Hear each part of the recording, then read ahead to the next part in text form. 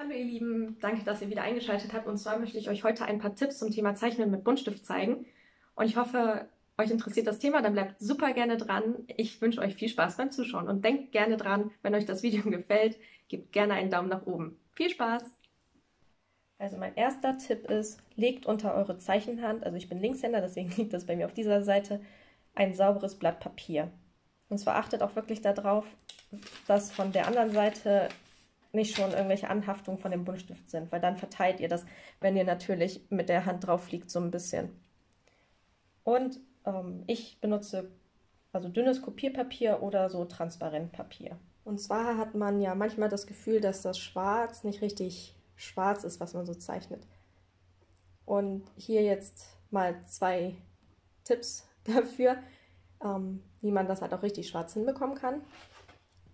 Mein erster Tipp: Nehmt euer Papier auf jeden Fall aus dem Block raus, wenn ihr darauf zeichnen wollt. Und packt sie auf eine harte, glatte Unterlage. Bei meinem Schreibtisch habe ich eine glatte, harte Unterlage, worauf ich gut zeichnen kann.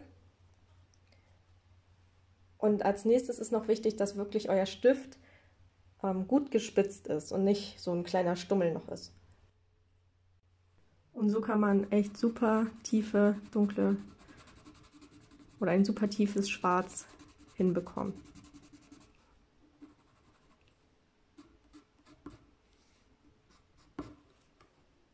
Nächster Tipp hat mit diesem Klebeband zu tun. Das ist ein Scotch Magic Tape. Das lässt sich halt sehr leicht von Papieren wieder lösen. Und das ist dafür da, wenn ihr zum Beispiel gerade Ränder an euren Bildern haben möchtet. Ich klebe das jetzt hier einfach mal rauf.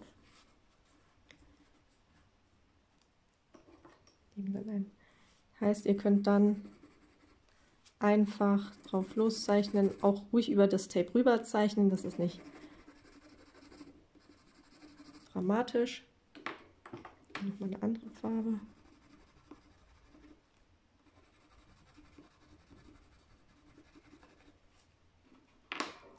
Und dann sollte sich das im Normalfall ganz leicht wieder abziehen lassen.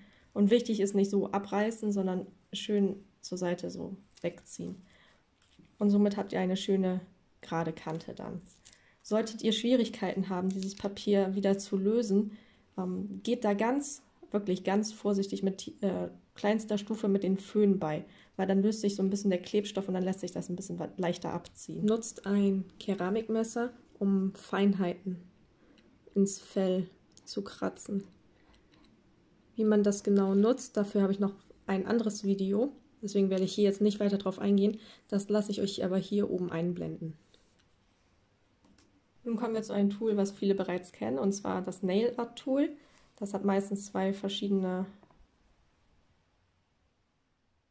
gucken, ob ich das jetzt anzeigen möchte, 2 verschiedene so Kugeln an den Enden. Und zwar kann man damit das Papier einfach eindrücken. Und das kann man zum Beispiel für Schnurrhaare oder weißes Fell benutzen. Das zeige ich aber auch in einigen Videos. Und dann kann man da ganz einfach drüber zeichnen und die eingedrückten Stellen bleiben dann weiß. Wenn ihr kein Nail Art Tool habt, könnt ihr auch zum Beispiel eine Büroklammer benutzen und damit dann Sachen halt einrillen. Ist ein bisschen unhandlicher, finde ich. Vielleicht habe ich auch nicht den richtigen Dreh raus. Mach ich mal so. Wichtig ist nur, dass ihr das Papier nicht einritzt. Ein leerer Kugelschreiber würde auch funktionieren. Achtet aber darauf, dass der wirklich leer ist und dann könnt ihr auch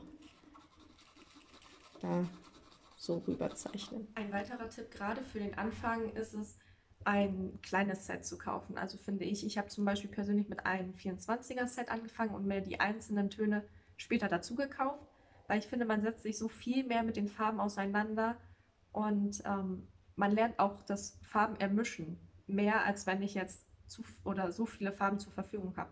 Wenn es natürlich ein Traum von jemandem ist, zum Beispiel dieser 120er Kasten von den Faber-Castell-Stiften zu haben, ist das voll in Ordnung. Nur ich persönlich finde, man lernt anfangs gerade ein bisschen mehr, wenn man weniger Stifte zur Verfügung hat und sich das einfach ein bisschen rantasten muss und ermischen muss. Wie gesagt, das ist meine persönliche Meinung. Mein Tipp an euch, was ihr dann letzten Endes macht, ist natürlich komplett eure Sache. Ein weiterer Tipp von mir ist, arbeitet zum Beispiel mit farbigem Papier. Wenn ihr dann nur Schwarz und Weiß als Buntstifte verwendet, braucht ihr euch nur auf den Kontrast konzentrieren, könnt euch aber trotzdem schon mit dem Medium Buntstift auseinandersetzen. Erreicht aber trotzdem super Ergebnisse. Wenn ihr euch da sicher seid, dann könnt ihr natürlich auch immer mehr Farben mit einbringen. Radiert die Vorzeichnung, bevor ihr mit Buntstift drüber zeichnet, vorher weg. Das geht am besten mit einem Knetradierer, finde ich persönlich, wenn man da die Vorzeichnung halt nur mit aufhält. Wenn man da dann rüber zeichnet,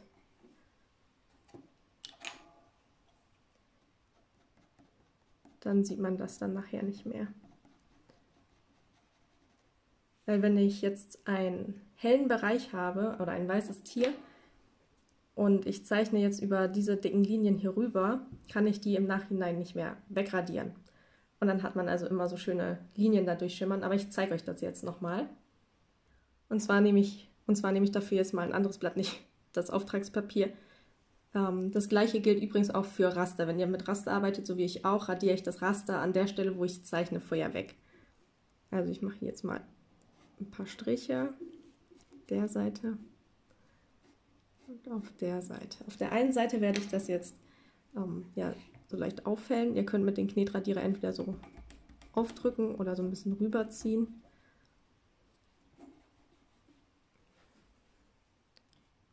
Auf dem Video wird das gleich kaum noch sichtbar sein, aber in echt sieht man das halt noch, die Striche, und dann kann ich da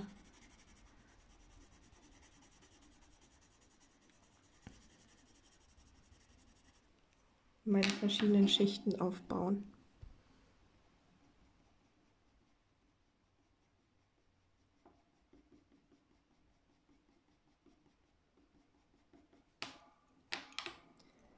Hier mache ich.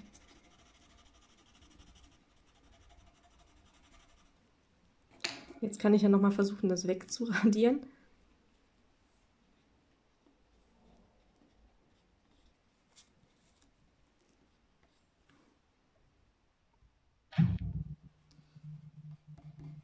Ja, das funktioniert schon mal nicht so toll, aber ich kann ja versuchen, das mit dem Stift so ein bisschen zu überdecken. Auch extra ein bisschen stärker auf.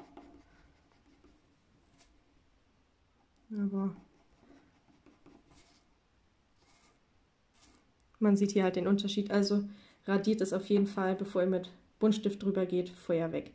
Habt ihr natürlich ganz schwarzes Fell in den Bereich, überdeckt natürlich das Schwarz. Ja, die Vorzeichnung. Und Raster mache ich zum Beispiel immer mit einem HB Bleistift, aber drücke auch da nicht doll auf. So, dieses Teil hier kann ich echt nur empfehlen. Das ist ein Stiftverlängerer. Das verlängert das Leben eurer Stifte enorm und ihr habt deutlich mehr von euren Stiften und ihr könnt sie deutlich länger verwenden und habt da somit ein Kostenersparnis. Und zwar kennt ihr das wahrscheinlich auch, wenn ihr radiert was und dann entstehen hier so Radiergummi-Fussel.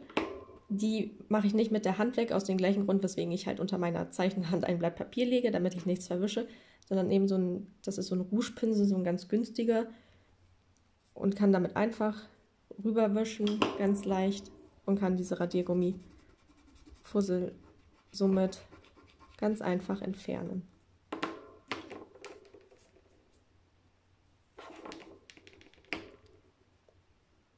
Wenn ihr noch nicht ganz sicher seid, mit dem Druck aufs Papier bringen, fasst den Stift einfach weiter hinten an, um leicht aufzudrücken. Weil so ist es halt recht schwer, halt doll aufzudrücken. Man muss sich da echt schon Mühe geben. Und dann geht das sehr leicht.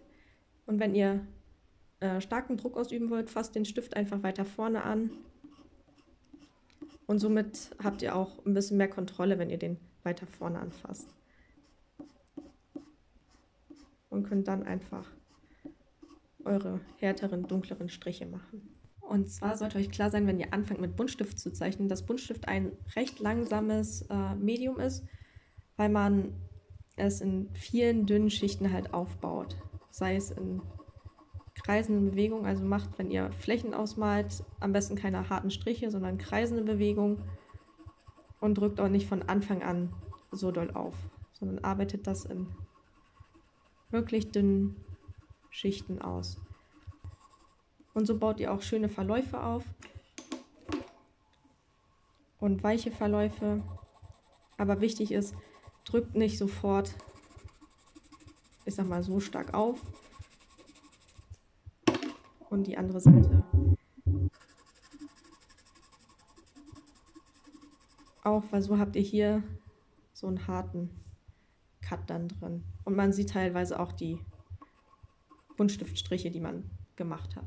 Vielen Dank fürs Zuschauen. Ich hoffe natürlich wie immer, dass euch das Video gefallen hat. Dann gebt gerne einen Daumen nach oben, wenn ihr das noch nicht gemacht habt. Und wenn ihr weitere Tipps habt, schreibt sie super gerne unten in die Kommentare rein, denn das interessiert nicht nur mich, sondern wahrscheinlich auch andere, die sich das Video hier noch anschauen werden. Und hier lasse ich jetzt noch meine Playlist für Buntstiftzeichnungen anzeigen. Schaut also gerne vorbei, wenn euch das Zeichnen mit Buntstift interessiert. Und wir sehen uns im nächsten Video dann wieder. Bis dann!